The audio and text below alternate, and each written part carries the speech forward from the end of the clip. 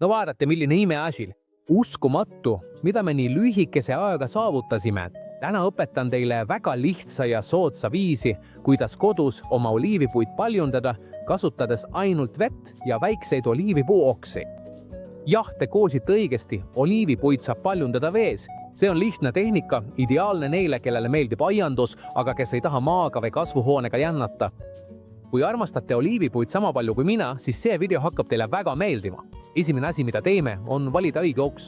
Vajame noori, kuid tugevaid oksi, mida tuntakse poolpuitunud pistikutena. Lõikame umbes 15–20 cm pikkused jupid, eelistatud tervest ja tugevast oliivipuust. Teeme lõiked täpselt sõlme alt, sest just seal tekivad juured kõige kergemini. Ja pidage alati meeles kasutada puhtaid ja teravaid kääre, et taime mitte vigastada. Seejärel eemaldame pistiku alumisest osast lehed, jättes ainult mõned ülemised alles. See aitab taimel mitte liiga paslu niiskust kaotada, kuni ta juured alla saab. Nüüd tuleb üks väga tõvus kodune nipp, kasutada aaloed ja kaneeli.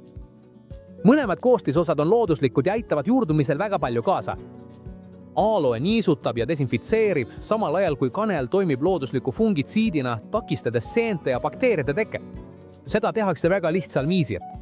Võtame aaloelehe, avame selle ja hõõrume keeli otse pistiku leike pinnale. Seejärel kastame selle osa kaneelipulbrisse, kattame selle korralikult. Nii kasutame ära aaloe looduslikud omadused, mis niisutab ja desinfitseerib, ning kaneeli omadused, mis kaitseb ja stimuleerib juurte loomulikku kasvu. Nagu juba varem mainitud, teeme oliivipistikud väikestesse veekottidesse, et juured saaksid seal sees kasvada. Oleme näinud väga paljusid inimesi seda meetodit proovimas ja nad on olnud vaimustuses, sest see tõesti töötab suurepäraselt ja võtab väga vähe ruumi. Seda teha on väga lihtne. Täidame väikese kotti seisnud vee või pudeliveega, peaasi, et see oleks kloorivaba. Paneme pistikud kotti sisse, veendudes, et leikekoht oleks täielikult vee all. Seejärel sulgeme kotti ülevalt kummipaela või nööriga, et mustus sisse ei pääseks ega vesi ära jaurustuks. Oluline on vett umbes iga 3 päeva tagant vahetada, et see püsiks puhas ja vältida bakterite teket. Ja kuna kott on läbipaistev, saame iga päev jälgida uute juurte kasvu.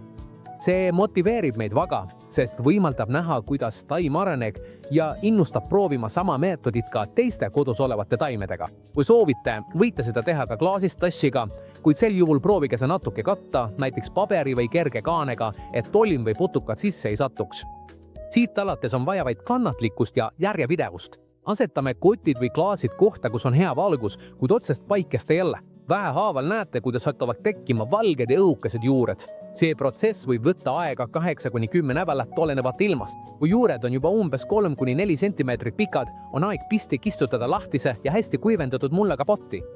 Esimestel päevadel pärast ümberistutamist asetage oliivipuu pool varju ja kastke mõõdukalt. Varsti näete uusi rohelisi võrseid, mis on märk sellest, et teie pistik on hästi juurdunud. Selle lihtsa meetodiga saate kodus oma oliivipuid paljundada ilma raha kulutamata, kasutades vaid seda, mis teil käepärast on. Ja sellega ongi teit.